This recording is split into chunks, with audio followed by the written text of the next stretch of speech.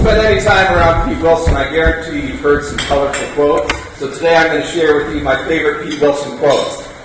Now, if you've ever wrestled with Pete and had him in your corner yelling at you, if you've ever spent any time on the mat, been in the down position, I guarantee you've heard this one. This is Pete's favorite thing to yell. And a little bit later in the third period, when you started to run out of gas and maybe your performance started to drop off a little bit, you probably heard this one.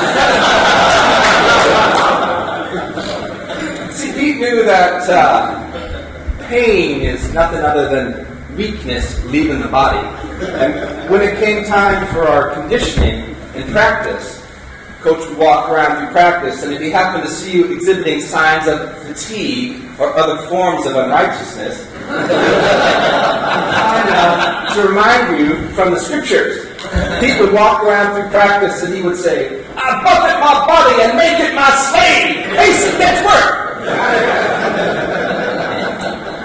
One time we were having wrestle-offs at the end of the season, and somebody came to Pete at the end of the day after the practice and explained to him that rather than wrestling and using God's appropriate form to figure out who should go, that someone had been doing some amount of talking and pontificating and various forms of deal-making to decide who ought to go without using God's appropriate form of wrestling to determine who would go.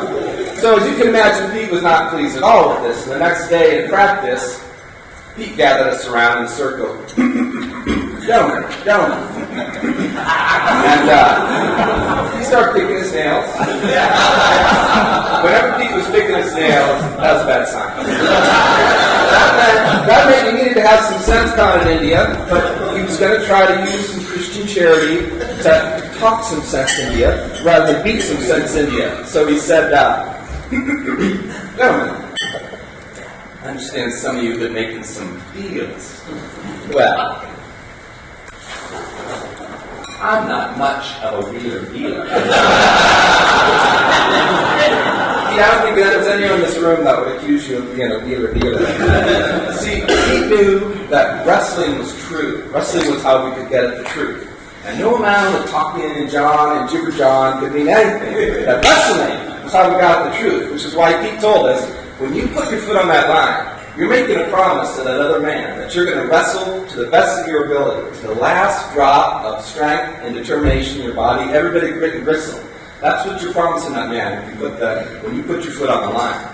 And now, while Pete would never condone violence for violence sake, if during the course of your match, while you were executing your moves, the other fellow happened to get a little bit lumped up, well, if he'd been so scared about having his feelings hurt, maybe he shouldn't put his foot on it. And I'll have to say, Pete is one of the most painful people I've ever wrestled.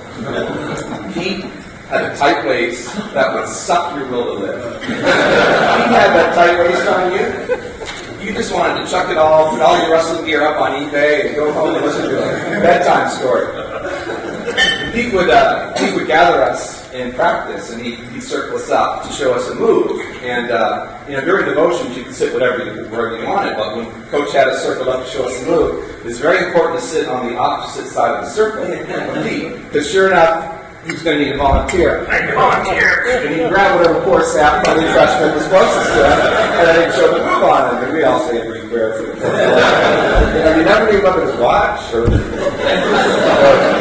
look away and give the guy some dignity while he tried to mother and run himself off the show and move. And but there was one move that Pete would show us that was even more feared and even more dreaded than the tight waist. That's 6 minutes now.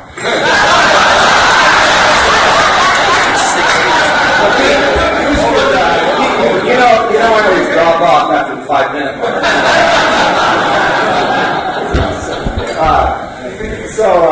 So there was one move Pete would show us, and it always started the same way. He would gather us up, and he would start with an introduction. This move involved a special introduction. He would say, "Gentlemen, God gave every man a brain." And he proceeded to show us the most fiendish cross face you could ever imagine. And sure enough, he grabbed some poor guy next to him, and we just knew someone was in for a world of hurt. And So, from time to time in a man's life, he's called upon to do extreme acts of bravery and courage. And it's time like this that a man needs to set himself and steel himself for what's ahead. And Pete had a quote for just such a moment. It's his magnum opus. It's a penultimate quote. You've all heard it. And it usually went something like this. Gentlemen, I got a big tournament this weekend. We're going to make it here at 4 in the morning. We're going to run 6 miles in our underpants, and then we're going to drive up to Wisconsin. We're going to go out in 6 feet of snow, and we're going to wrestle prison cons, prison guards, and prison bears. Macy, I'm going to have you go up the weight class. There's 2 national champions there. I think it'll be good for you. Coach, I got 3 exams on Monday. I got this 800-page paper, and I got stomach flu, and I'm seeing spots, and I can't get out this year, and one leg's longer than the other, and shingles and rickets, and shingles on my rickets, and he started picking his nails. And it usually went something like this. Macy, say it with me. You all know it. A man's gotta do. A man's gotta do. All right, Coach, I'll be there. Well, Pete, I know what I got to do. I got to say thank you. I was very young when I came to Wheaton. You found that out when you drove me to CDH to have knee surgery, and they wouldn't admit me because I was only 17. And my father was not a believer. He was an alcoholic, and he walked out of our home my junior year in high school. And I desperately needed a godly man in my life and someone to model, just model their Christian faith and model living out their convictions. And I got that in you. And I saw a man that loved the Lord. I saw a man that loved the gospel. I saw a man that loved God's word. And I saw a man that helped other people, loved other people. And I just want to say thank you for giving me that example. And we're all here because we know a man's got to do what a man's got to do. So we want to say, Coach, we love you. And we're going to try to live up to the example you set for us. But most of all, Coach, we just want to say thank you.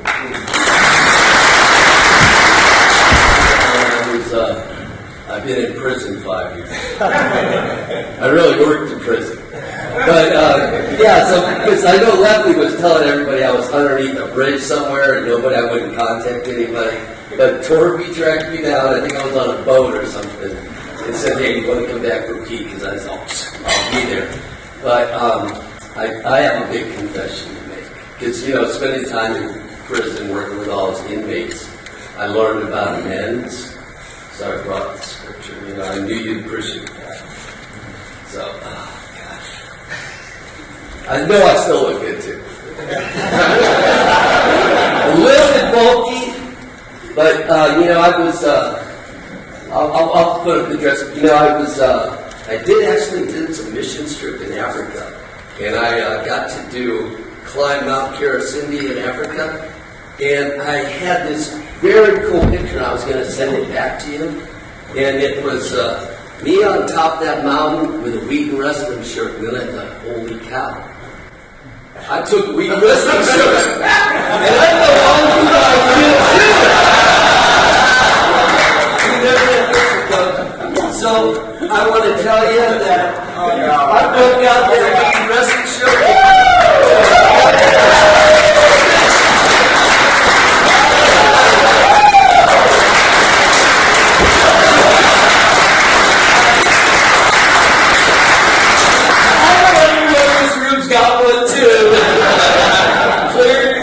The trouble is, this is a medium, and I'm not a medium anymore. So, Coach, you can have it back.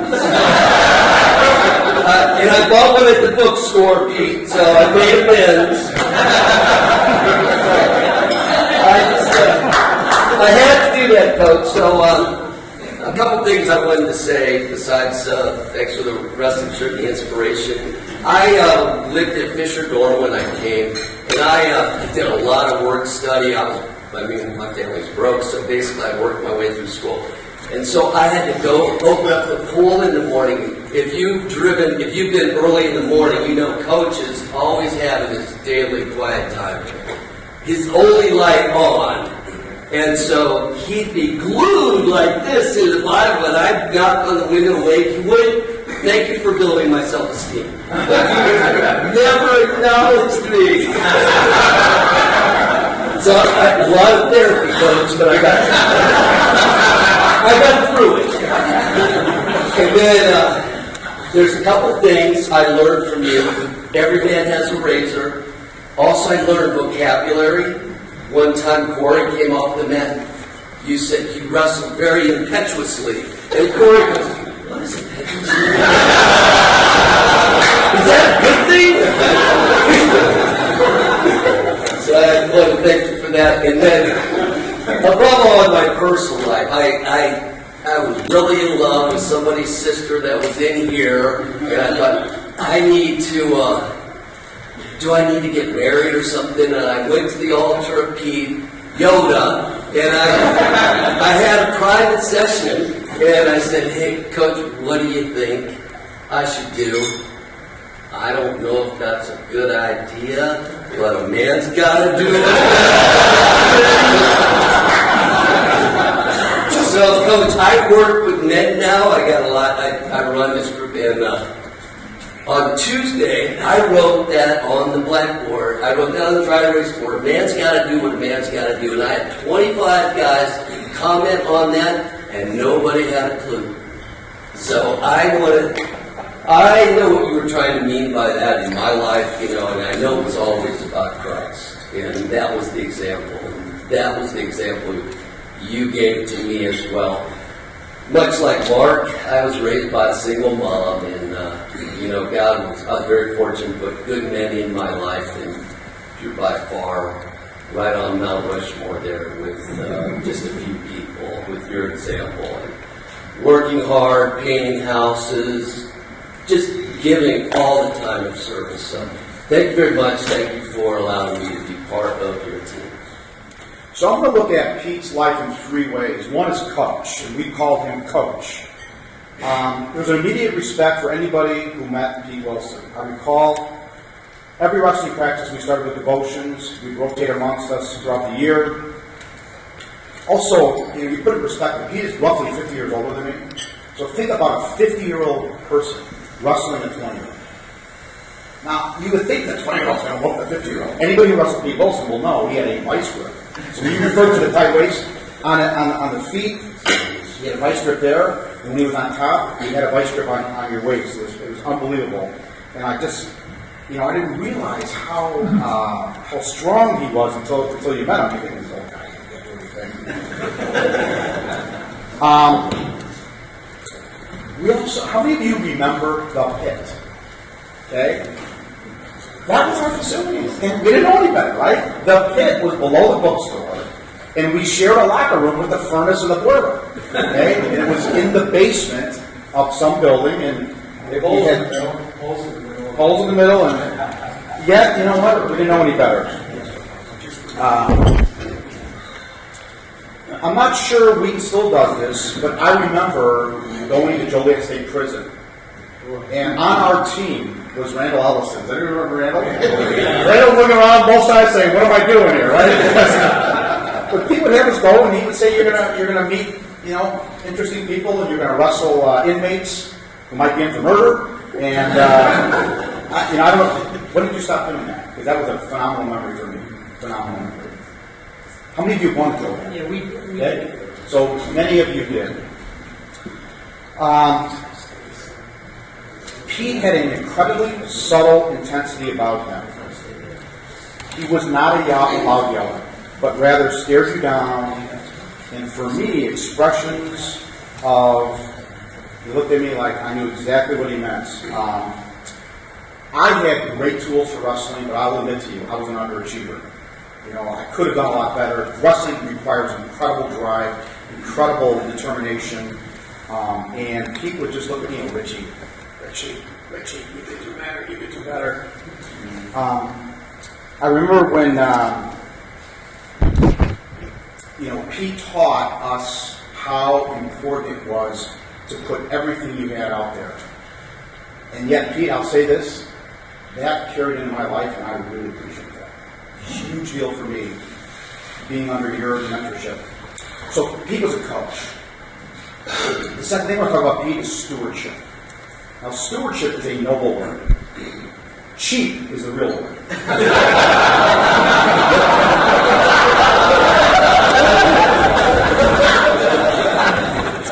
I'm not sure I have met an individual cheaper than this man right here. So here's my early my freshman year. And Pete says, Richie, you're going to help me. So he picks me up in his pickup truck. We go to Jewel. What does he do? He had convinced the Jewel manager, instead of throwing out all the dented cans that they couldn't sell, to donate them to Honey Rock Camp. So he would bring me, and I'm sure he brought other wrestlers, to go to Jewel and load up all the dented cans. How many of you had that experience? Okay? So, Pete, what else here? So every week, I think every week a different wrestler would go. And he's also picked some interesting hotels. Now, I had never gone on the road wrestling, so I go on the road wrestling. I'm thinking, oh, this would be nice. We're going to be on the road. You know, all of a sudden we're going to the Bates Hotel. And then we go to the Bates Hotel, and Pete goes, okay, Bird, and so, you're in that room. I'm thinking, what? I'll give him up 2 beds. There's one bed. I'm sitting like this. You can't sleep. You can't. And some of the restaurants he picked, unbelievable. I can't tell you how many times post-graduation I ran into Pete Willson. I love this guy, wearing his pink clothes, with paint all over his shirt and on his glasses when he wore his glasses. Pete really took his stewardship seriously and freely gave his labor at the college. Honey Rock, I remember you had a lot of investment in Honey Rock, and we all noticed that. The third part of Pete, though, that is something that, you know, just the admiration of everybody in this room is as a godly man. You know, everybody graduates from Wheaton who has graduated. There's certain people, typically faculty, staff, coaches, that have a legacy about them that everybody talks about. Because not everybody at Wheaton College has that legacy, but some do. Pete is one of those individuals. Anybody who has spent time with Pete Willson has come away a better person and realized this is a godly man. Pete was a servant leader, was a fantastic mentor to young college-age men like me. For us wrestlers, the impression that Pete left on our lives cannot be put into words. Pete, I can say for me, Rich Bird, you have had an incredible impact on my life, and I have a huge respect and admiration for you. There's a verse I want to quote, Proverbs 22:1, which says, a good name is more desirable than great riches. To be esteemed is better than silver or gold. Pete, you are that. Hi, this is Ward Brown speaking to you from Seal Beach, California. Pete Willson was actually the first person I met. Literally bumped into him at the Blanchard Hall entrance when I first came to visit Wheaton campus, unannounced with my dad, my junior year in high school. From that day, Pete became my contact person and one of the biggest reasons I decided to go to Wheaton. I played football and I wrestled during my 4 years at Wheaton. Pete was a constant teacher, advisor, mentor for me, as he was for many other guys. Back in those days, in the early 70s, Pete would often wrestle with guys during practice. He would go up and down the weight classes and more than hold his own until he hurt his back. I can't remember wrestling anybody who threw more elbows than forwards. At the end of my Wheaton years, I got a job coaching a local high school, Wheaton Academy, and I found out later that I was hired based on a simple phone call that the administrator had with Pete Willson. He just said I could help them and would do a good job. Based on his word alone, I was hired. That was the beginning of my 43-year career as a teacher, coach, and school counselor. And I was grateful every day for Pete's good reputation and for my good fortune to have him as coach. Words fail me as we try to express my lifelong appreciation for Pete Willson. He'd often said, people will doubt what you say, but they will believe what you do. Remembering that, I've tried to show my appreciation for Pete and for the reasons wrestling coming back to work at the Willson Wrestling tournament every year. Being geographically close for most of my life, I've been able to make almost all the years, at least the last 25 or 30 for sure. And now that I've moved to the West Coast, I will continue to make the efforts to help man in the program that was so influential in my life and experience. So thank you, people, for being my teacher, my coach, my mentor, my advisor, and my role model, and my brother in Christ. Thank you. Ward Brown.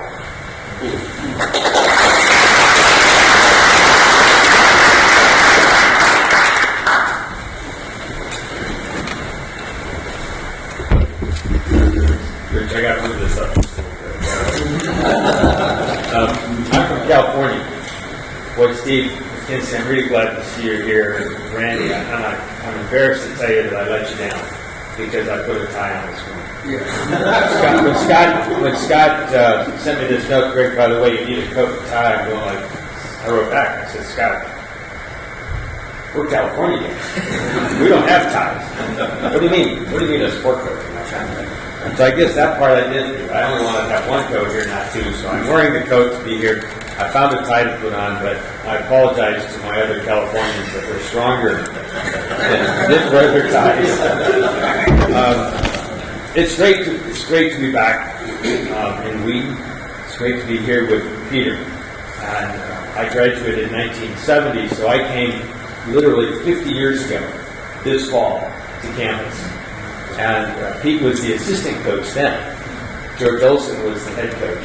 But for all practical purposes, we learned our wrestling from Pete. And George would give us a break once in a while so we could have a breather, and he would lay on you and sort of say, now what? Like just give you some good pointers, but he's laying on you and say, Coach, get off. But Pete would drive us, particularly in the wintertime. We got to run, right? And he had an indoor-outdoor track on what was the outdoor tennis courts. At the time, they put out a bank track that we had to run on. And it was cold, and I hated to run. But Pete made us run because it's good for me, right? It's good for me. Out there in the cold, below zero weather. Get out there, run. It's going to do you good.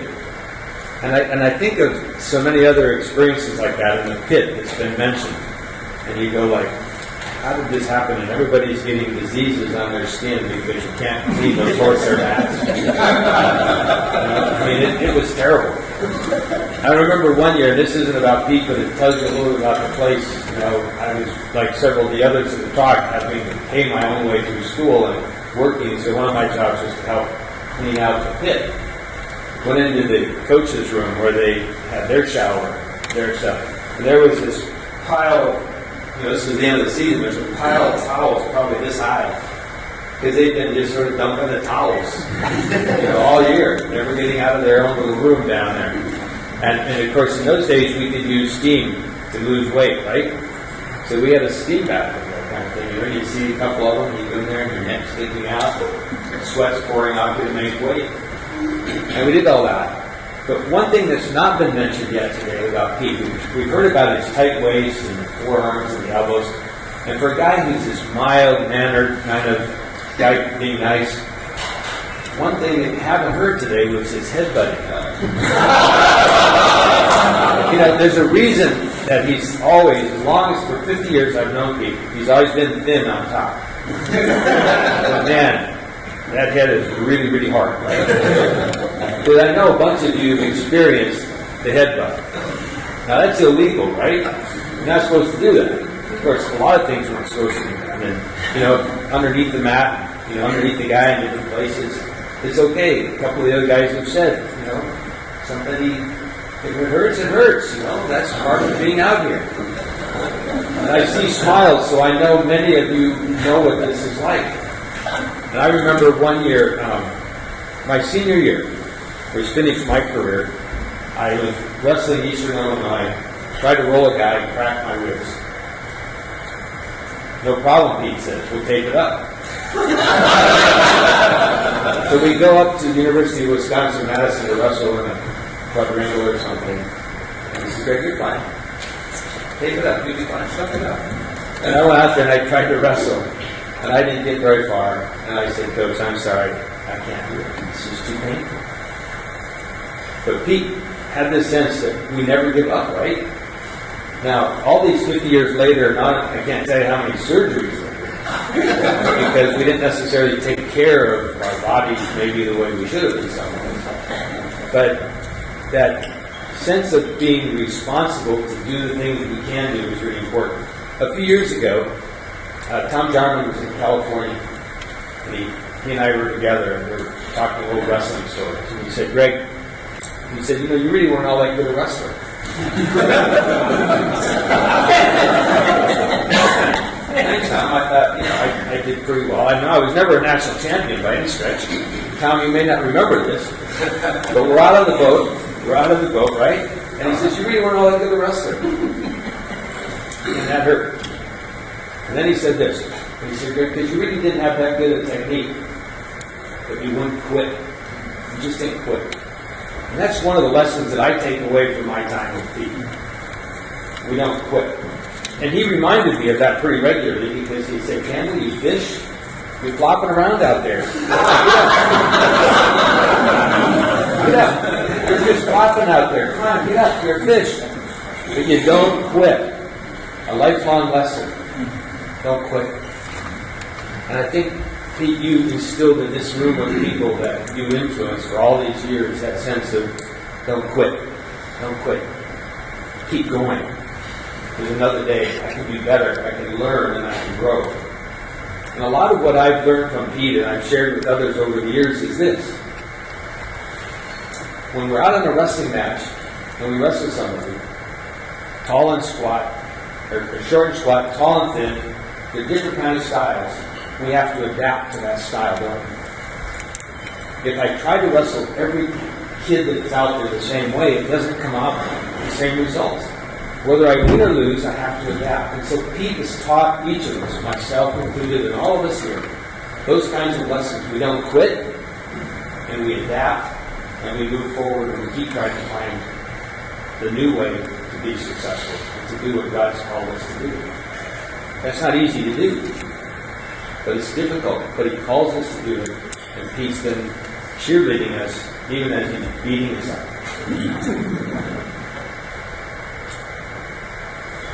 Recently, I saw a picture of Pete, 88 years old, climbing up this incredibly tall ladder, at least from my perspective it was, to trim a tree in front of his house. Because now with his illness, he's thinking, I better start getting things cleaned up, and fixed up. Don't know how much longer I can do that. And then I look at the bottom of the ladder, and there's some young guy holding the ladder. Now that picture is interesting. The young guy is holding the ladder, and Pete's up at the top, doing those kinds of things to take care of the future.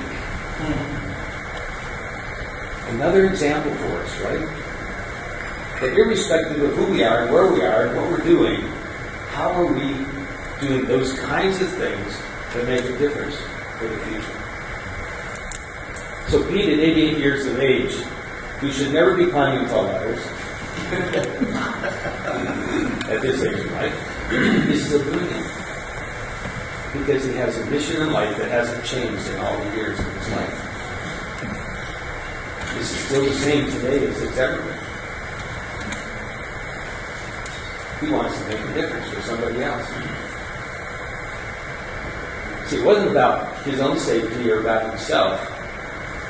It was about somebody else.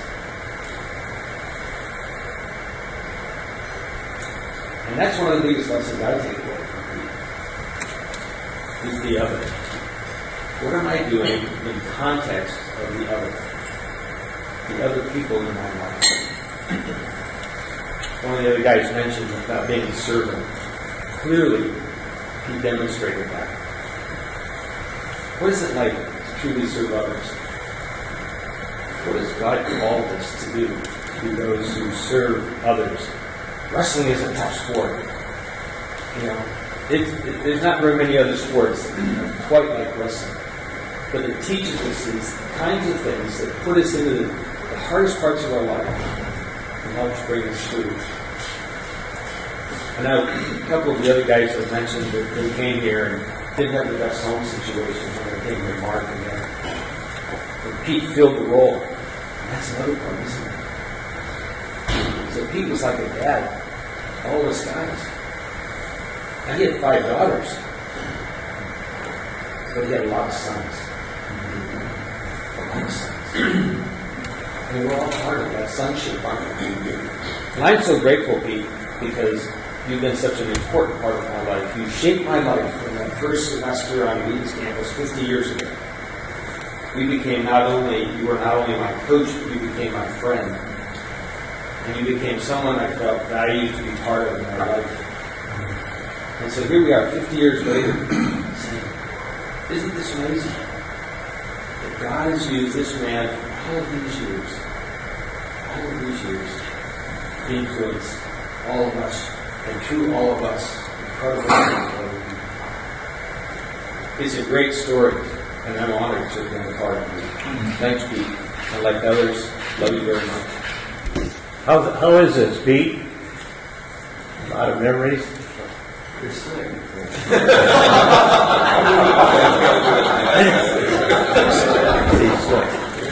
I had nothing to do with it. Just a follower. Boy, what a privilege to just make some comments about Pete. I had some questions for you, this group. Somebody told me once, and I guess it was probably Pete. You weren't listening to Greg. It sort of jarred my memory that it probably was he. And it's that try to get student athletes to understand. You understand what Pete did his whole life? He took adolescents and young men who were still pretty much adolescents, and tried to get them to perform week after week after week after week. And he did a really good job of it. But boy, is that frustrating. How many have been in had a life calling, and you worked away at it, and it gets discouraging at times. Well, let me tell you what Pete did. He did it right. He did it sacrificially.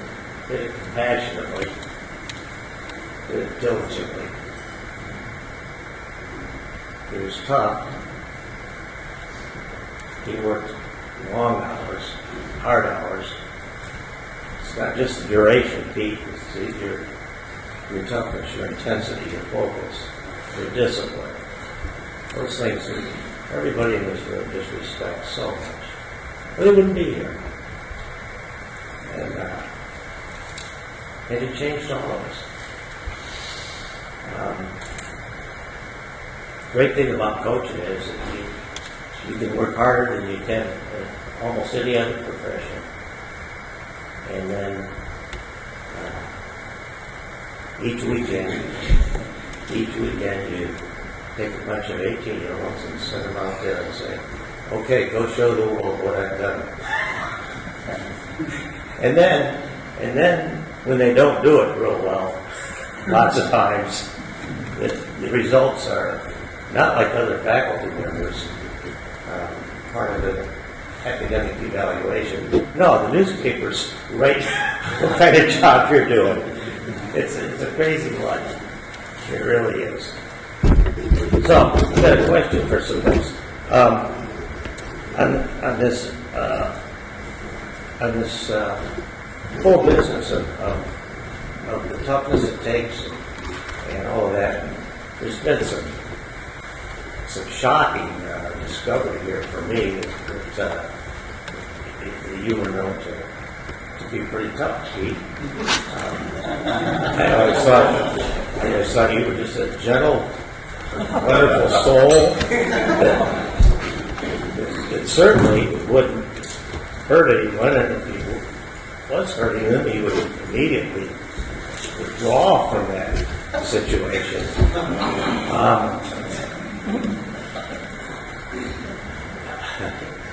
I learned, I watched you closely, and I just think you define things differently than a lot of us did before we met you. And here we are, we took those lessons into our life. How many of you learn toughness from people? You can actually, because we're thinking. Oh, but this one you don't have to plug.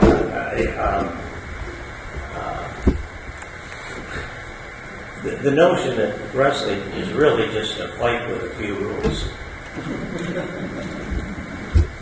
How many? How many of you learned the technique from Pete? Well, I sure did. I was a senior. Pete was an assistant coach my senior year. And was I blessed? I wasn't sure.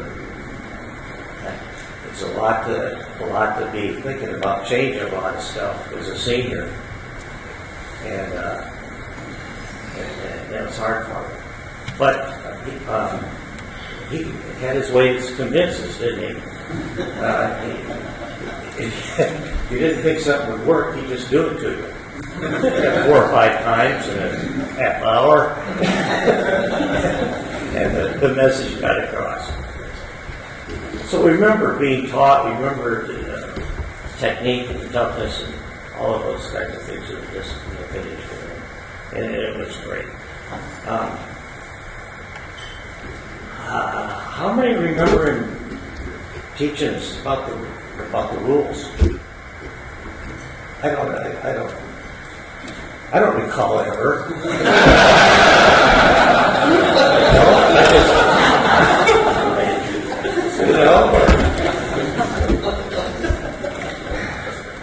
I mean, it was, shake his hand afterwards and shake it, squeeze it hard. Everything was squeezer. There was a single leg or a double leg, and a tight waist that we've all heard about over, we've heard it over and over and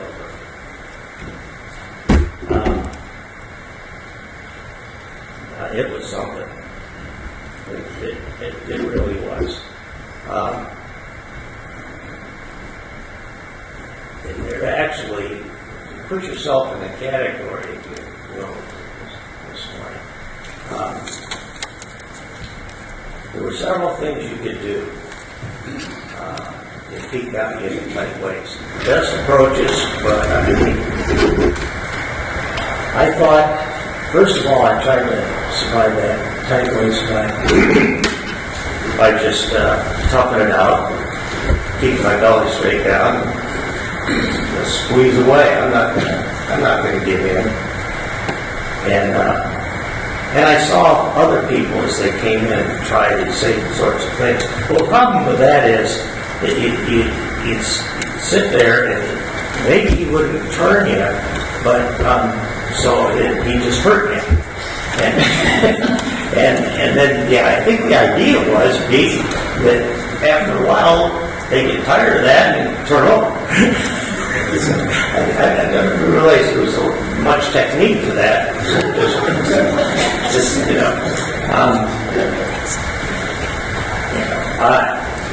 We all have different memories of how tight it was. I swear, the first time you put it on me, that I actually felt my intestines trying to come out my ears. I was really in trouble. And Greg Mike told her one time that he was constipated for about 2 weeks after he got waist on. It was a thing of beauty. But he could teach it to other people, and that was what was really amazing. And he had the privilege of teaching it to his grandson. And he had a he had some different twists on it that he put in himself, but I'll tell you what, I'm not sure why I was asked to address this. He taught us so much. But the perspective that I bring is that he taught everybody so much. And as great a wrestling coach as you were, how well you did it, it was just a vehicle for your service. And some of you may not be aware of the impact he had. Here's why I'm just so amazed. Here's why I respect you as much as any man I've ever met. You've done your best. And this is not pleasant for Pete to have nice things said about him. Because he believes and knows that all of these blessings come at the hand of his Lord and Master. And we thank you for that. I know where he coached high school. I know some of what he was like as a competitor.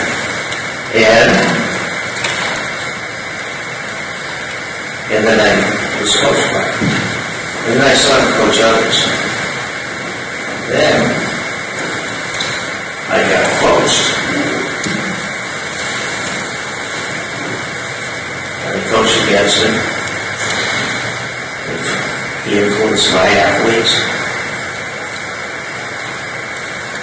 And there are several people that attest to the fact that his witness went beyond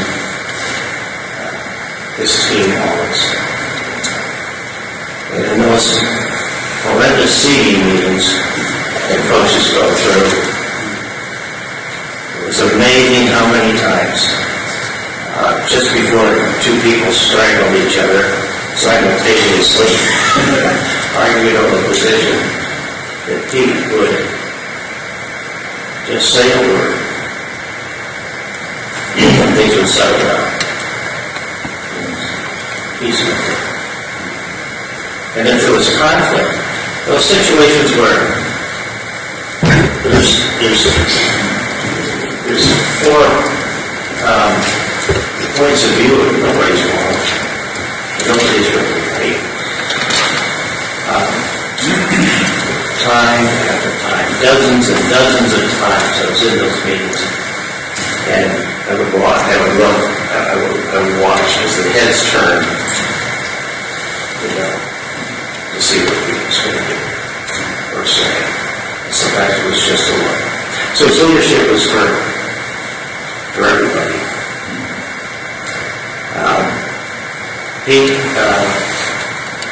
We all know what the great commandment says is to love God in our heart, our soul. We know that we're to love and to serve. It's the master gift. Thanks for building all of this up. Time after time after time. That's great stuff. So we're gonna spend the next couple of minutes opening up to the floor. Anybody who has something to say, what they want to say to Pete, short, long, brief, a story, a thank you, whatever you want to do, just stand up where you're seated and say what you want to say, and we'll do this for a few minutes, as long as we can. We may have to put an end to it at some point. We did bring along a reminder. For those of you that, if you get a little long-winded, Mark Macy's going to come up here and just flip this switch. That's going to be a reminder.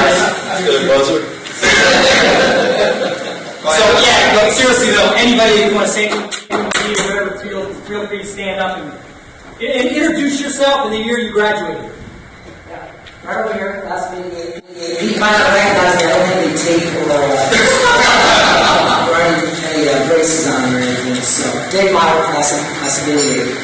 I was a rubber Wheaton boy. I went to Central High School, and similar to what you've heard from a couple other folks here as well, I go from a non-Christian home. I go from just not really a father figure. But I was fortunate though in high school, after becoming a Christian, I had a handful of mentors really speak in my life. And actually two over here. One, George Corbett, back when we were active with George. Thank you. And then also when I came into college with Wheaton, Pete for 4 years was not only a coach, but as always a mentor and a father figure. And so I can relate to many other stories that all of you already shared. But I want to share some that not mentioned earlier, but not a whole lot of emphasis yet. And I was a morning, in college I was a morning person. So I used to get up, I would run. When I get up in the middle of every morning, so I always do the same thing. That's something that I used to run away from those mornings. And throughout these 4 years, I get up early and I'd go right by and I'd run by the gym and see by Pete's office. And what did I see in Pete's office at early hours of the morning? Some of you guys he's sitting there with his head buried in the Bible. Head buried in the light, only light out of the building, his head buried in God's word. I used to make it, another thing to do this, when I used to make a competition, I'd get up a little bit earlier and see what time is he getting. And I'd get up a little earlier, and I never got to the point where I thought I gave up at 5 a.m. Running by his office at 5 a.m., and still was in there, lights on, only light in the day, and his head buried in God. And among a lot of things that you all have already shared, many have already shared already, one of the things that he has really taught me is the importance of God's word. They're not just knowing it, but living it out. Man's got to do what man's doing, that's what we're not. So Pete, thank you. I appreciate it. Bill Bird, class of 82. Since the people that got started at 5 minutes, we probably over like 2 minutes. Anyway, man, we wrote a couple things down I want to talk about. One thing is he was always concerned about our safety and our travel. Like there was something Rich, I think, talked about going on road trips. Anybody remember a road trip to Valparaiso, Indiana? Snowing, you couldn't see the road in front of you. Yeah, that was quite a trip. But we got through it. He made us get there, so that was good. And there's other people say that, it wasn't my favorite thing to wrestle with Pete because I hated being the odd man out. Because that the coach would grab you and wrestle you with this. It's not, I don't think he was punishing on purpose because I think he was building our character. So that's the way I gotta look at it. But it was good. But just cringe every time I was, the odd man out. Everybody talks about this, cross-face, titles, everything. I remember his legs. And I was a leg wrestler in high school, but he never looked like a good leg wrestler, but I think what he did is he took your strengths and he just chewed them out instead of to get better. And then the other thing I remember about Pete so much, and it's been all these years, just how encouraging he is. He's just an encourager. That's all we can say about it. I know this letter here is probably, it's over 30 years old, and you see it's red, it's probably my blood in order. This is what he said, he just give these notes to you. Bill Bird, get tough, mentally prepared to rock you. Too nice, too easy on yourself. Work like fury on a takedown. Concentrate intensity. So those little notes that he gives you. There's another one I know that I had, I just couldn't find it. He talked about having a rabbit tired, So we just always encouraging and just knowing that he's took the time to do this outside of wrestling or whatever, that you thought, okay, he's thinking about me outside of the practice. That's just encouraging. I don't know what else to say about that. And here's one that I got recently. This was in February. In fact, when I got here today, he mentioned, oh, really, man? He goes, you're on time, Bill Bird. We still love you, Bill. And you do a great job, so we'll continue to come and you show up late or whatever when you get there. So basically, he said, it's in his way of saying that, quit being late, but we love you anyway, so, keep helping. And, but even then, even now, I'm not even his wrestler, I'm not but it's 30-some plus years later, and he still takes the time to nail, a color, which is, it gets you. And then, the last thing I was just going to say is that during the Wheaton Wrestling and then before I got, during the 4th of July wrestling, I love that, going to the prison, that was so cool. But other tournaments we'd be at, and just even regular meets, I'd always hear other coaches talking about it, or the wrestlers talking about, just whether we win or lose, that we're just so gracious in the loss because, the coach is a good Christian, and it shows in everything, win or lose, God is first, for Christ and His kingdom, and people do that, whether it was a Christian school or not. That was just always impressive. That you have to be the Christ follower in everything you do. Even if you don't talk about it, they knew that what He stood for. And that's something I always do. So Roger Sandberg from the class of 75. I grew up in a small farming community in Colorado, and graduated 83 kids when I went to high school. So if you could fog them here, you pretty much were pretty successful in any sport that went to.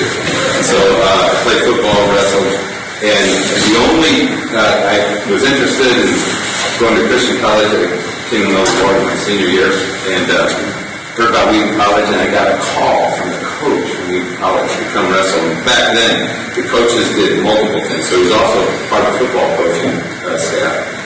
And so he said, why don't you come out and wrestle? Why don't you come out and play football? And for a small little town guy, this is pretty cool. So August was coming around working in the fields, and I get a call from Pete, Coach Pete. He said, where are you? And I said, well, home.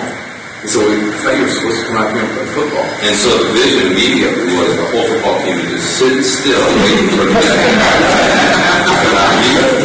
So he said, catch a flight, come out here, meet you here at O'Hare. I hadn't been on a plane before, all that kind of stuff. So end up at O'Hare, 9 o'clock in the morning, 3 o'clock that afternoon, I keep calling all the phone. You didn't have cell phones back then, put a quarter in the thing. And I finally said, how do you get out to the college? So I get a taxi and go out, give all my money, and I get excited about hearing the football team. I go down, my suitcases, and this guy looks up and goes, oh, I forgot. And it was Eagles. So then, I'm thinking, well, this is kind of interesting, and then go to wrestling practice that first couple of weeks, and I got the headbutt. And I thought, the first time I got it, I go, that really just happened. And 5 minutes later, I got the headbutt again, and I go, I think he's doing that. It really hurt. It was amazing, but it came out of nowhere. But then that summer, going up to Honey Rock, I got on the oldest bus that was there, Pete was there, and he sang songs all the way. It was amazing. So here was this gritty guy who just could pound you, but had this unbelievable love. And being a Christian for a year, I just thought it was really attractive. It was just amazing. And here I am, since 75 now, we go to church together, and Pete's holding the door open and greeting everybody.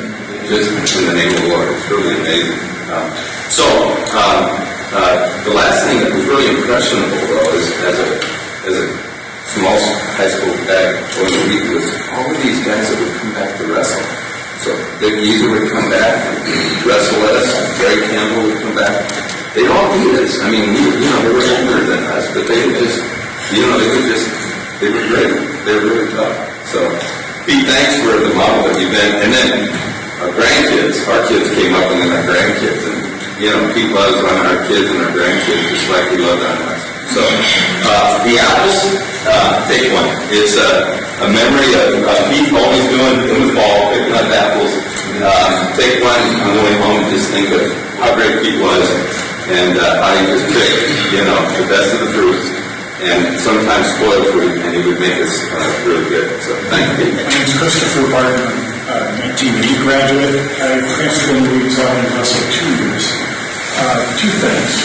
One, on Pete's toughness. I still remember there was a gentleman that, those of you who have been with me will remember, a gentleman named Marty Thayer, who's no longer with us, that I remember a time where Marty was wrestling Pete, and Marty, I forgot what weight he was at, if he was at heavyweight or 190, and Pete's on all fours, and Marty's trying to break him down, and Pete's just not moving. I mean, the arms are staying straight, and I remember because I was like 5 feet away, and Pete goes, Marty, stop, Basically, Pete's wrist had broken. He didn't get broken down, but he just said, we got to stop, my wrist is broken.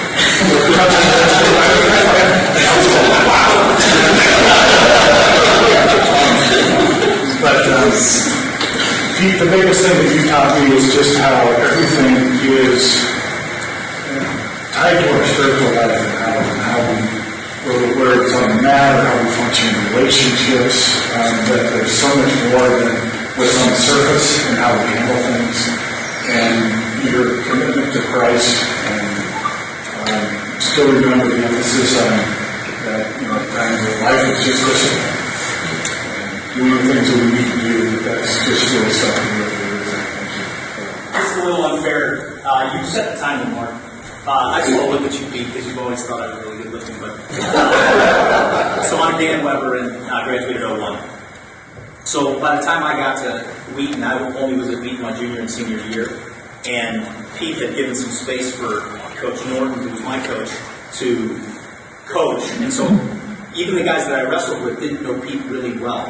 So the notion I had of him was like he was the evangelical Gandhi. Like you guys said, even all the stories I've heard, I didn't know much about any of these, like forearm shivers and stuff. It makes me like him more even. But so the first time I met you, you had like a truck full of cheese, and you shook my hand, and I expecting you to be like Billy Graham weak. I was like, boy, it just crushed me. And then I said, do you run a cheese shop? And he didn't say anything, he did this. I'm like, fine, no more stupid questions. Then, at the Wheaton Invite that year, David was doing some work, David John was doing some work, and you said, well, hey David, can't you put that stuff in the computer? Your people are great at that stuff. I was like, I'm pretty sure you said these people are great at computers. David's Indian, right? So I was like, good enough. So then I ended up being an assistant coach for a number of years, and then I got to be the head coach for 1 year, and you said to me a lot of times, you'd say, hey Dan, are you even coaching the boys? I mean, from the bottom, the boys aren't doing anything. Are you even coaching them? And I'm like, no, we actually don't coach them at all.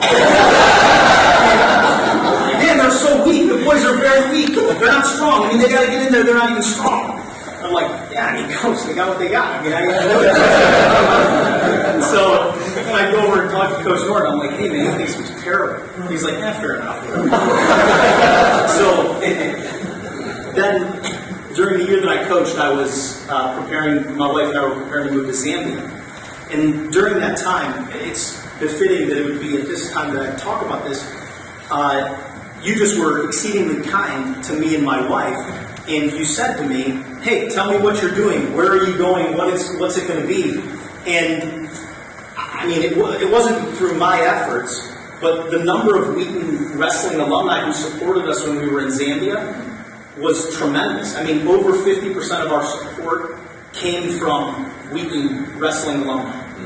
And a bunch that I had no idea who they were. I mean, I didn't even know the people at all. To this day, I don't know that I've met a number of the people face to face.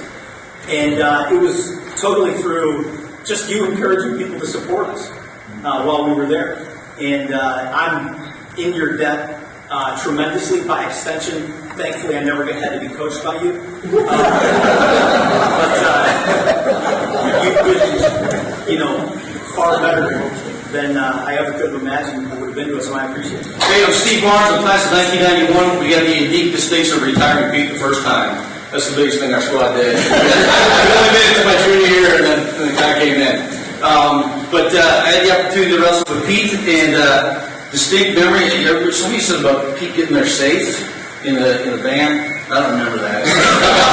Not at all. So we've talked about Pete. You're a man of the scriptures every morning early. Okay, a day is 1,000 years. 1,000 years is a day. Time changes from Central Time to Eastern Time when you're going to Rolls Holman for a school. Okay, so Christmas school, right? So we're going, and my buddy Don's always awake and up front because he wants to see it coming. The way I handle it, I try to sleep. I just want to, be loose. Thought I might break less bones. Okay, so I'm in the back, and I do kind of sense an acceleration, and Don's from shotgun position. What's going on? To get everybody up. We just saw a bank clock, and Pete realized that we're an hour late. I'm like, switch Midwestern roads. I guess he figured we'd get there faster. All right, so everybody, 15 passenger van, everybody wake up and pass the bags up. We got to get dressed. We get dressed. So I'm putting on my shoe. That actor's bending over at the same time. I'm like, we were getting dressed like Nissel. Hey, come on, you're first up. We don't have an 18-pounder or a 26-pounder. 34's first up. And so Greg's like, okay, all right. So we're kind of scrambling, putting this all together. I feel really good. I got singing on there on the space of 15-passenger van. Realized my life supporter's on backwards. That would help you later in the story. So we wanted to get there in the parking lot and being an hour off our time. Our whole warm-up period is gone. So we wanted to come through, stepping into big potholes with slush and everything in there with the rest of his shoes. Nissel still has his toboggan on with his headgear on over. We poured into the side door and just kind of fall onto the mats. And last call for Wheaton, last call before forfeiting their match. Right there, Greg. Talk about putting your foot in the line and being ready, right? Go. No warm-up time. And I'm watching there because I'm right next to him. I don't remember if he got 10 or 15 pointed, but it didn't go well. Imagine that. That's not even do one of these numbers. He's out there. So I got right there next, and it didn't go much better. I didn't get 15 pointed. I think it was 14. And I recall just between periods, looking over at Pete, and he's just going.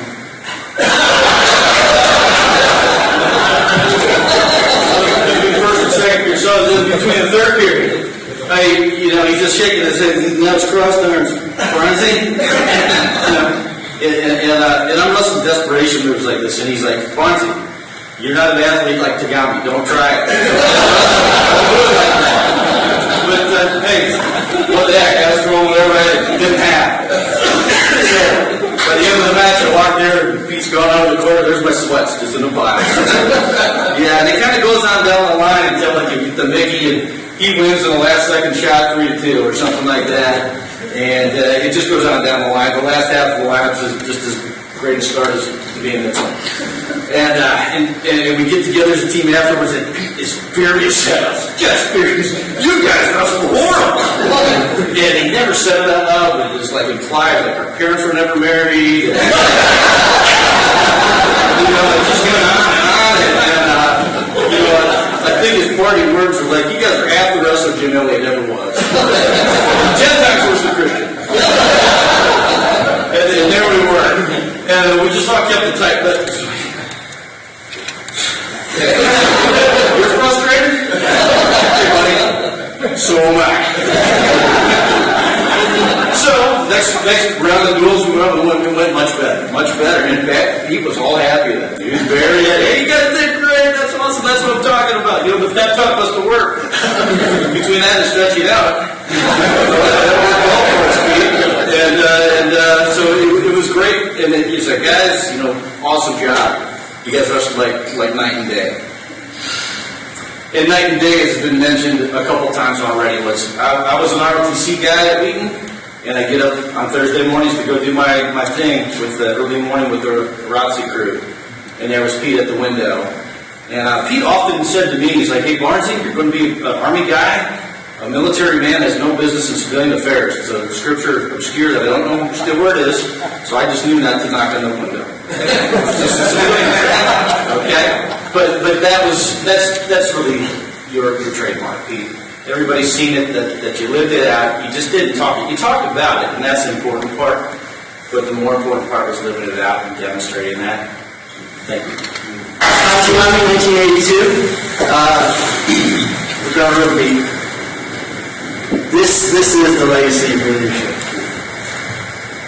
And not just those who are here, those who aren't here. We talked about Marty. What an amazing time. I could go in for hours to talk about the influence and the wrestling and getting, the crap beat out of us. That's stuff we already know. The things that stand out are those other times. The idea of, how many remember, for me it was the drives. You have a beautiful voice, okay?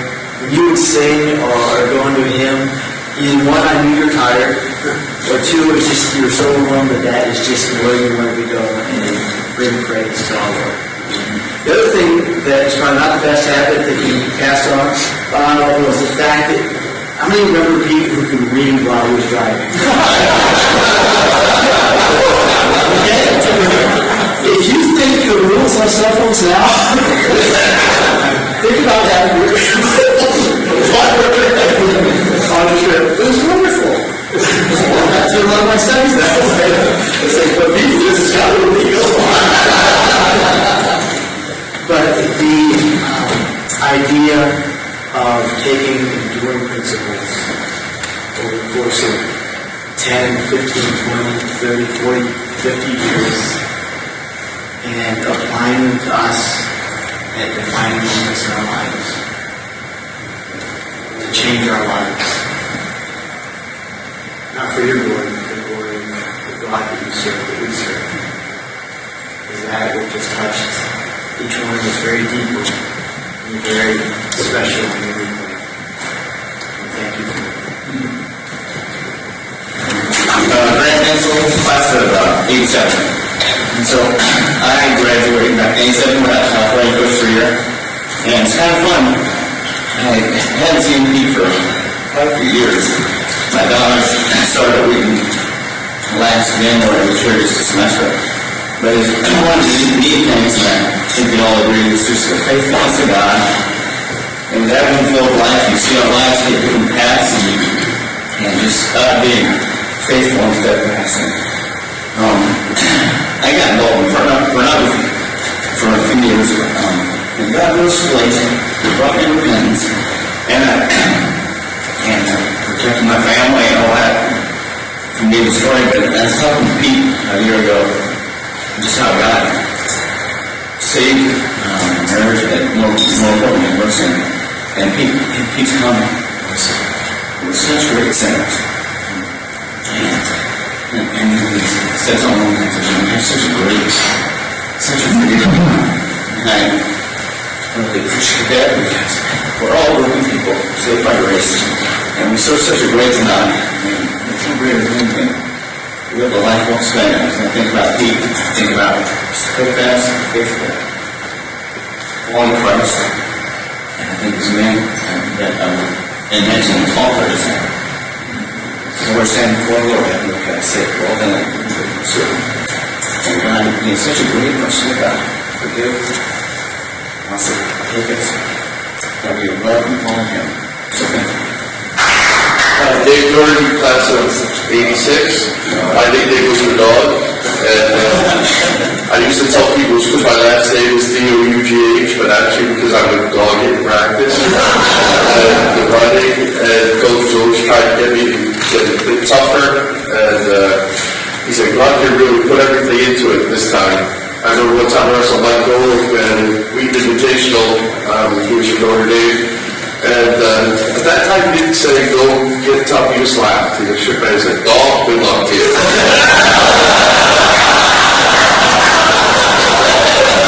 Mike was a true gentleman. He was very nice, but he did beat me pretty badly. So I think I lasted the first period, was in the wedding on top. I said, he gave me the memory of singing in the bands. I've spent 30 years teaching fifth graders, and I often sing in the classroom, not gospel songs, but it still changes the atmosphere a little bit, relaxes them, makes them feel better. And one last memory is when I graduated in '86, my father, who never had a college education, but he was a godly man who would often read the scripture. Just when he shook your hand and looked at you, there was such admiration in his eyes, I guess for feeling maybe what you might have given to me in growing. Really, I think most I got out of the wrestling was the camaraderie of living in the Rock House, being with the teammates, and just feeling as part of the family. And now, 30 years later, I'm back here from New York, and I just thank you for all that you meant to my life. Steve McKenzie, class of '86, I'll be pretty brief, but one thing, two stories about Pete that I really remember.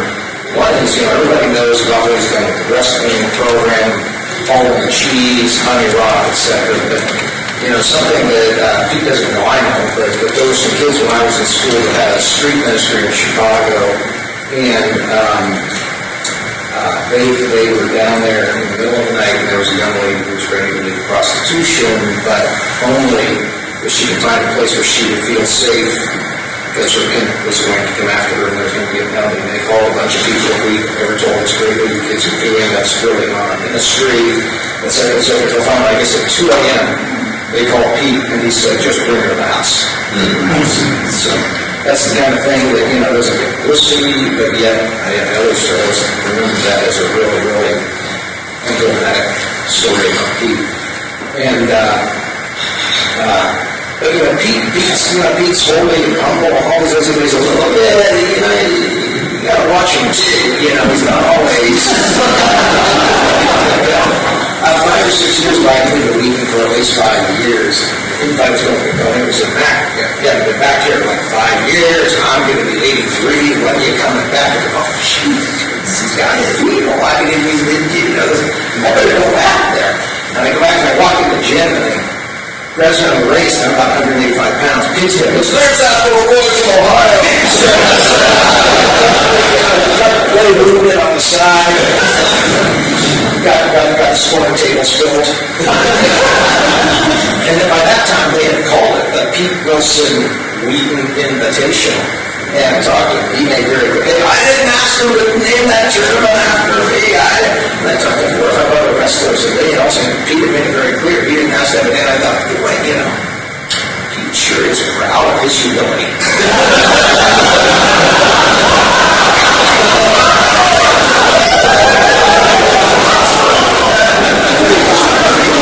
So, that's all I have to share. I'm going to take an apple. I'm David, class of '91, and I came in and I'm a grinder. I was a practice wrestler.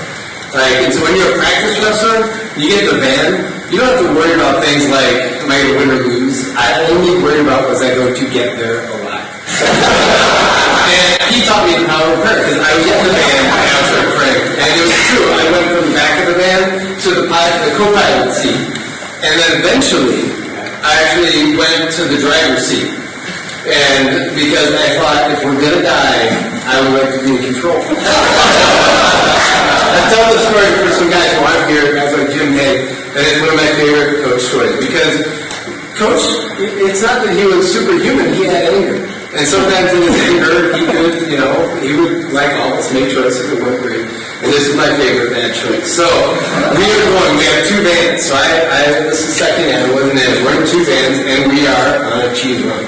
And we're after honey this time. And so we're driving some back roads. I'm trying to follow Pete and the back roads of Wisconsin, and all of a sudden he just pulls off. He grabs these big glass jars of honey, and he loads them into the van, and then we go. We go about 2 miles down the road, and he pulls off on the side.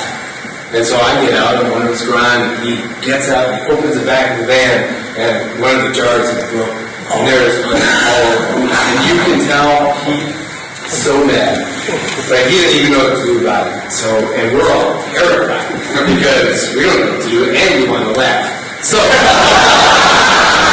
really want to go home. So he slams the door. He walks, and then he gets in the driver's seat, and he grabs the seatbelt, and he starts trying to get it locked in there, and he can't. And then he gets one last big push, and he jams it down in there, and he hits the fire extinguisher. I'm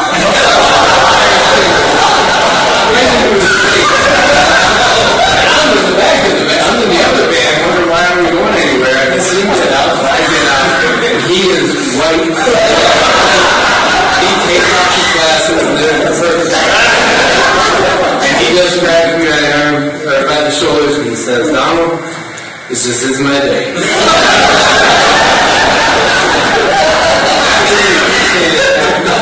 Because you taught me how to deal with my anger. You taught me how to deal with frustration and all those things.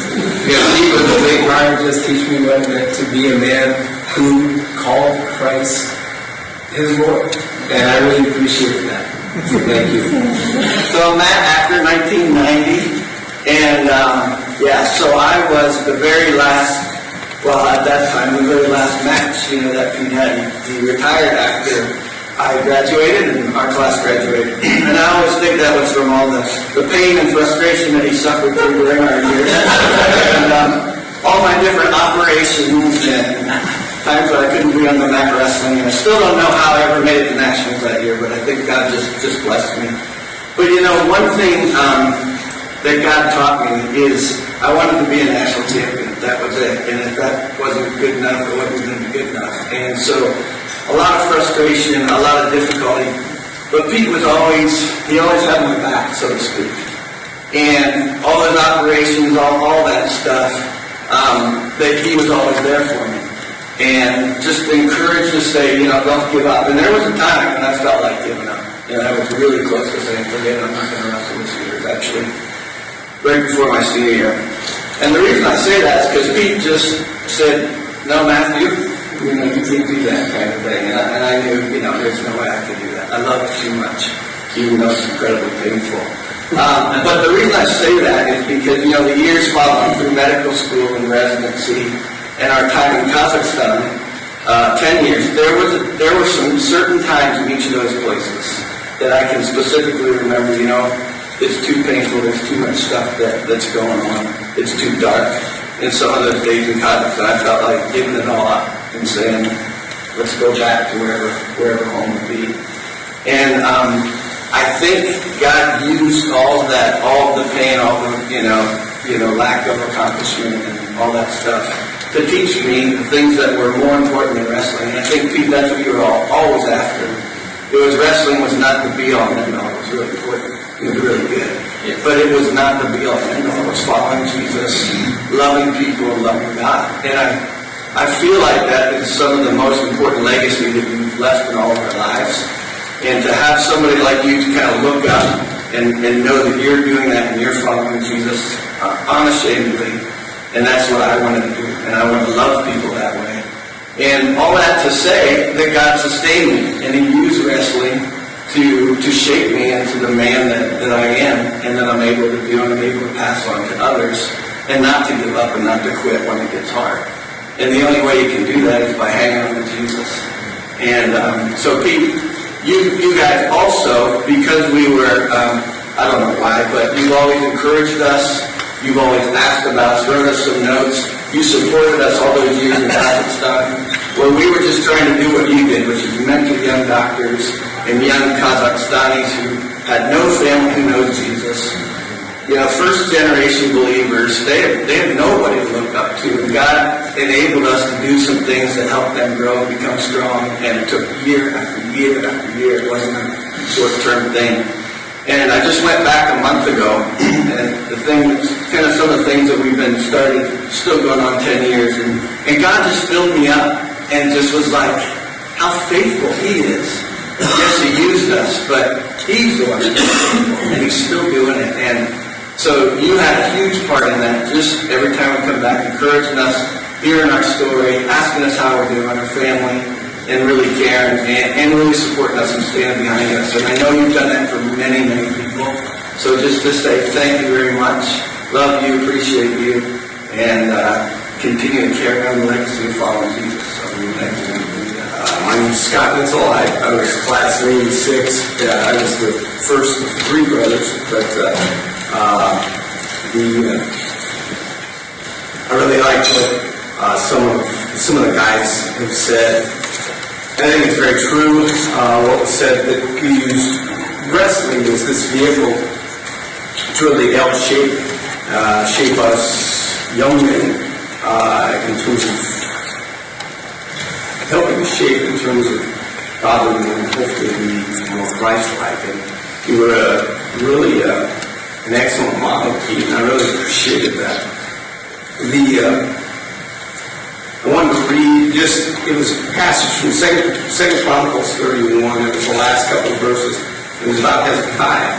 It said, "And thus did Hezekiah throughout all Judah, and brought that which was good and right and truth before the Lord his God. And in every work that he began in the service of the house of God, and in the law and in the commandments, to seek his God. He did it with all his heart and prospered." And three things that I would really say, I think, summarize, characterize who I saw you really ask Pete. And these three things, and it's been said repeatedly. One is that you saw the face of the Lord, David, and just that testimony and the importance of God's word in your life. And here you were, this rugged, tough guy, and you understood to seek first the Lord and his word. The second thing was that, at least in the years that I was up at the wrestling league, it was oftentimes you, devotions every time before practice. It was often you. I love the Gospels where it says, "Out of the abundance of the heart, the mouth speaks." And it was where you were out of the abundance of God's indwelling in you, and what the Holy Spirit had shown you is where you spoke. You spoke his truth. And you spoke in all of our lives. And those devotions, I didn't grow up with that kind of example. And it spoke boldly. The third was also what's been spoken, and then you were serving. And those things that you did outside of the wrestling room, off season, for innumerable people, with really the desire that Christ would be seen. And so it really is, and I like one of the other guys said it, but yeah, you look across this room, and if we could fill the back links here too, with all the wrestlers that you've touched. You had all daughters, but we are all, in part, your sons. You've invested in us. We stand here, Tanya, as a son. But the other honor that we have is that we stand here with you as brothers. We stand here with you as brothers with a desire to glorify Christ. And thank you for giving that example. And I thank you most of all for that. George Corber, class of 68. Pete, I bring greetings from several guys. Good to be here. Elmer Floyd. That's his name, really. One of the few guys that you coached in high school as well as in college. And he's very grateful. He's in the middle of the storm called Matthew right now. That's not the Bible guy, but and David Fluolina. How many of you have a nickname that was given to you by Pete? Pete posted all over campus little notes that say, "Come out to wrestling." One was, "Have you ever seen a free wrestle?" Dave Lehman, somehow, good name, he became known as Flea. His folks showed up at campus one time from Pennsylvania, and they were asking, have you seen Dave Lehman? Have you seen Dave? Nobody knew Dave Lehman. His wife says, or his mom says, better ask for Flea. The next time he said, have you seen Flea? Yeah, he just turned in the stool. And Bill McGee from Honey Rock, not one of the wrestlers, but Bill, big highly influencing each other. And of course, another Pennsylvania guy, Buzz Everett Hill. Maybe Maxwell. Maxwell, yeah, there we go. With a name like Everett, you're going to get all kinds of nicknames. Buzz. Now you know why we call him Lightyear. Hey, Pete. Longtime friend and coach for a lifetime. Wish I could be there with you and all the other guys. As you are well aware, I was blessed with a wonderful father who loved the Lord and was the absolute model of hard work, integrity, humility, and love of him. Undoubtedly, the reason that I've always loved and admired you is that you embody those very same qualities. I know that back in the day I drove you crazy with my immaturity and lack of focus. Buzz was a great wrestler. Academics, not so much. He was on a 7-year plan at Wheaton, right? 3.5 years. Best 3.5 years of his life in the sophomore class. But your support, Buzz says, for me was singular and unwavering. I know your love and prayers have been with me since the day you became my coach and mentor. Anybody know? Trivia question. What high school he graduated from? And where's Provisor located? Maywood. Beautiful town of Maywood. By the way, who is a famous person, world famous person that Pete wrestled with? Everybody know homework. Come on, Jim Ellis. Jim Ellis. Can you understand why Pete might be interested in missions? One of the heroes of our faith, one of the martyrs of our faith. And the whole story behind that can be. But back to Buzz here. And he says, so listen to me, Maywood Mauler. Thank you for never giving up on me. Thank you for modeling true humility and service to the Lord for always. I love you, Brother Pete. Buzz. Pete, grateful that I can live in the long shadow of your legacy of faithfulness to the Lord. Thank you very much. I'll be quick. I'm John Schweitzer, class of 85. I grew up in a Christian home. My father died when I was a junior in high school. Became a Christian shortly after that. And in high school, I was a good wrestler, but came from a powerhouse in the state, probably one of the best programs in the state here. Academically, I wasn't great. I don't think I would have gotten into Wheaton if he didn't give a little push there. But anyways, in high school, wrestling was like a god in our system. If kids quit the team, the coach turns back on them. He encouraged teammates to turn their backs on their friends when they did that. So fast forward to my freshman year in Wheaton. I was 18, I was young, and my family was a blended family. And right at that time, some issues happened, and my whole family was just kind of divided. And I was in the middle of all this, and I came to Pete. And I knew that I got into Wheaton really, probably because of Pete. I really wanted to wrestle for Pete. And I said to myself, I don't think I can do this. Now, go back to my history, I'm thinking, okay, what's going to happen here when I present this to him? So I go to his office. It was early, not as early as the first start his day. But anyways, I come to him and I said, Pete, I got a lot going on. I got academics, I got to keep up. I don't think I can wrestle for you. And I was terrified. Well, he put his arm around me and he said, you do what you got to do. Kind of like a man's got to do what a man has to do. It was the first time I had experienced that type of selfish love from a human. And for that, I'm so grateful for Pete for doing that. My kids know Pete really well.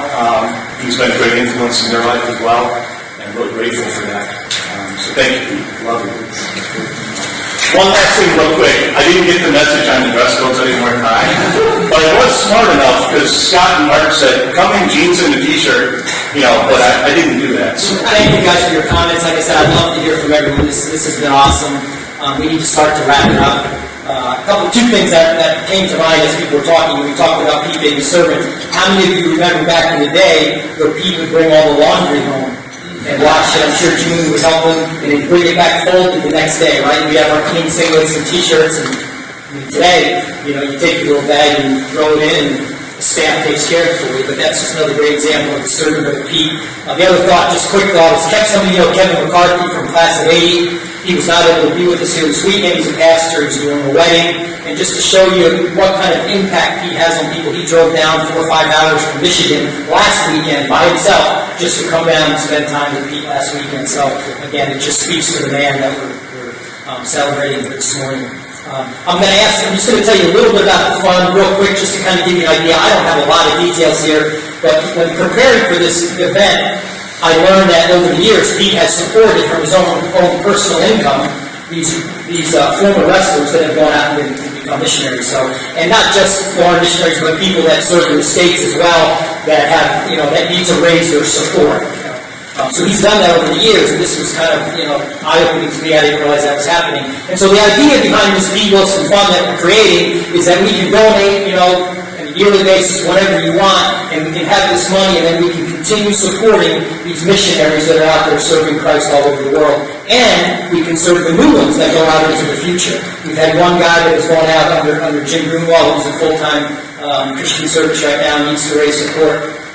So it continues to happen. And so we want to support him, and what a legacy for Pete, right? To call it the Pete Willson Fund for wrestlers to support wrestlers. Awesome, awesome idea. So that's what the plan is. There's envelopes on your table. Feel free to grab one. Mark's got them, actually. Yeah, there's a big table on your envelope on your flowers. Go ahead and pull it out. There's some smaller envelopes in. And just give us your able. And if you don't have it with you, take this home, put a stamp on it, and send it in. Yeah, feel free to take the envelope home if you feel prepared.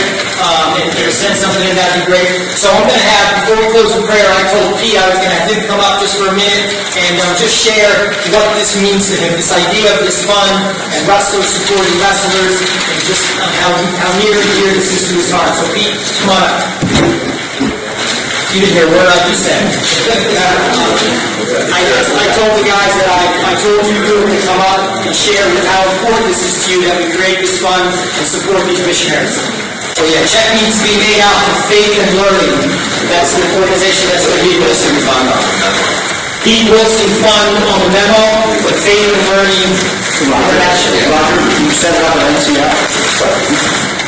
I would thank you all for being here. It's overwhelming to me.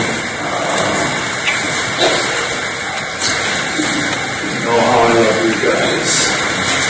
You are my life.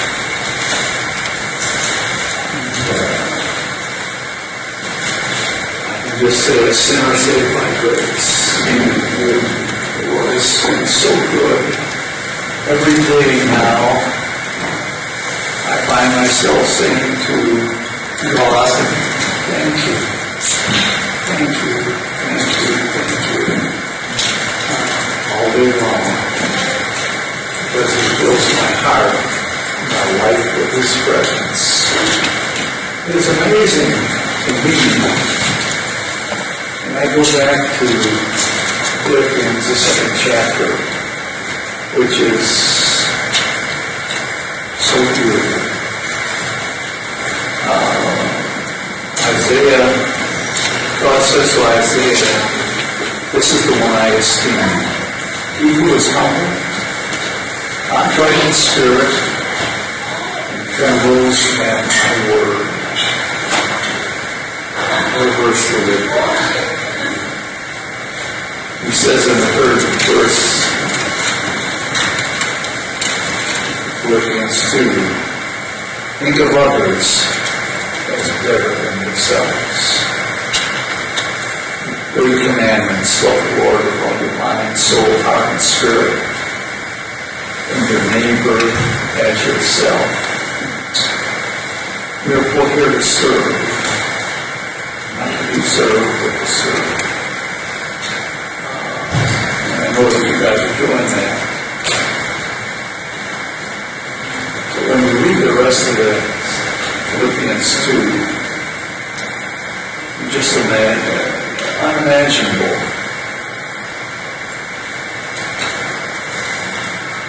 Jesus, when he was born,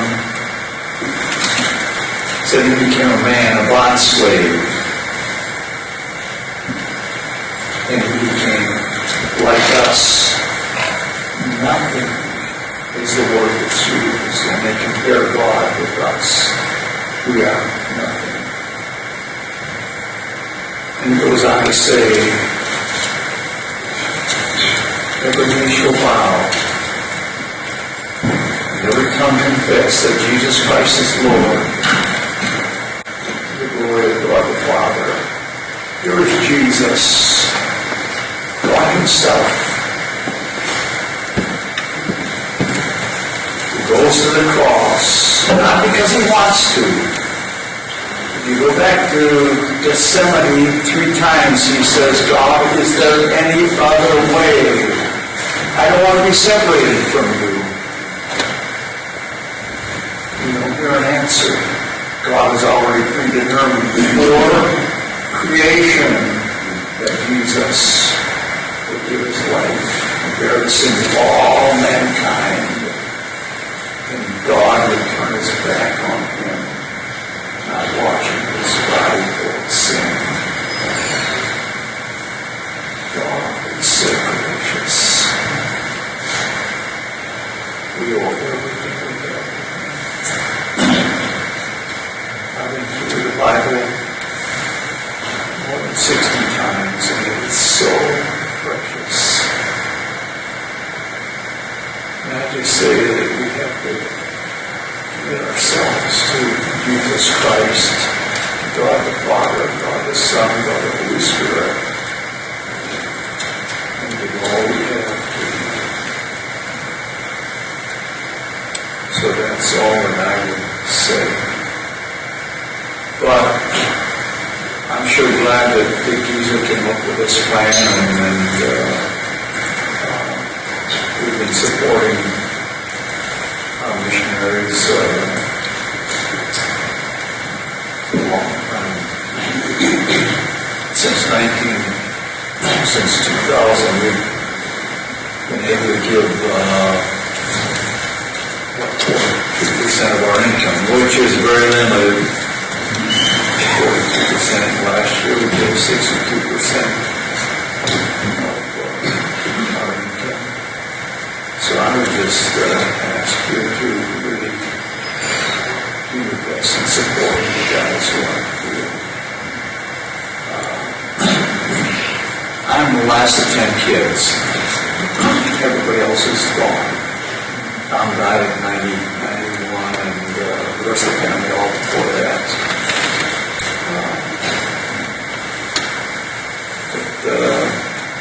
Jimmy, my oldest brother, was a missionary in Brazil for about 35 years. Tom, 40 years in Brazil. I have a number of nephews and nieces who are in the field. So we're just given totally commissions.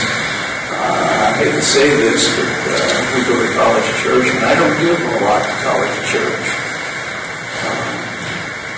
Because I have such a burden for our guys and for my relatives who are giving everything they have to serve Jesus Christ. So I would just say, as much as you can, look at this program. This is going to be wonderful. Thank you.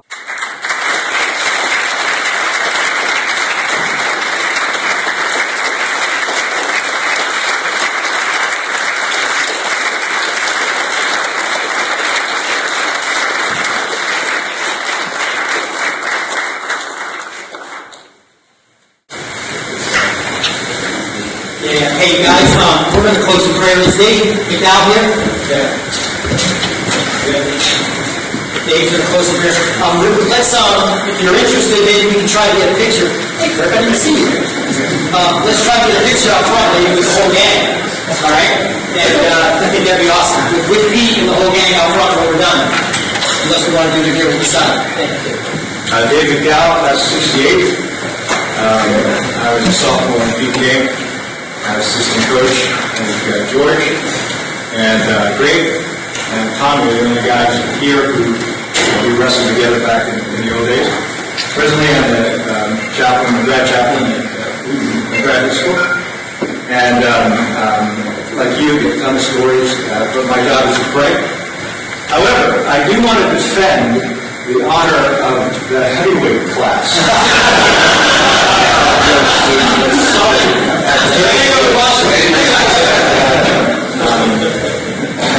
And guys, you got to admit, heavyweights are indispensable because one, they eat all of your food, including on road trips, right? I gotta say this so you guys understand this. We're wrestling, I think it's Wheaton Invitational. Okay. Notre Dame at that time had an All-American tackle who was an All-American wrestler. George walked up to David and said, David, don't get hurt.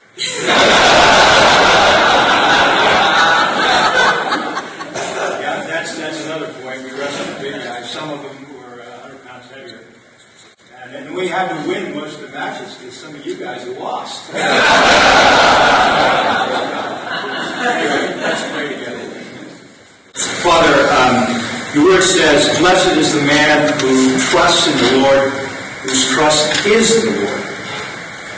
Lord, I thank you that Pete's trust is not just in you, but you are his trust. And the word says that he will be like a tree planted by the water, whose roots go down deep into the stream.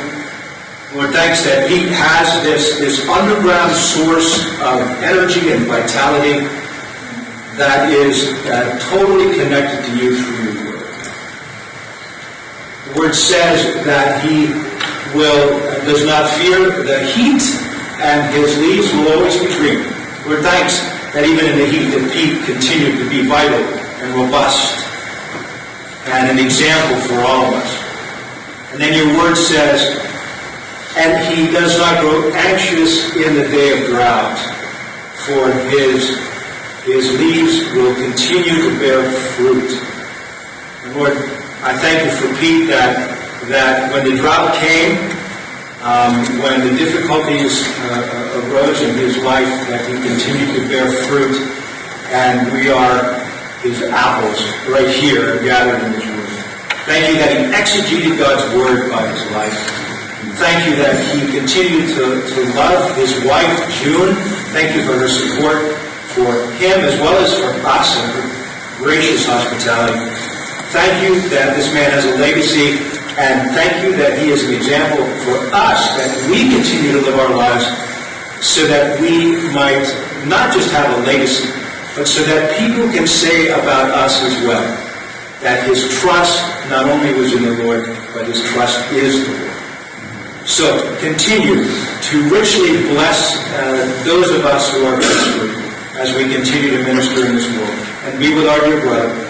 I pray that the next chapter of his life, that he will continue to trust in the Lord, and that you will be his trust, no matter what the future holds for him, because he knows what holds that future. Bless him, I pray. And all the people said, Amen.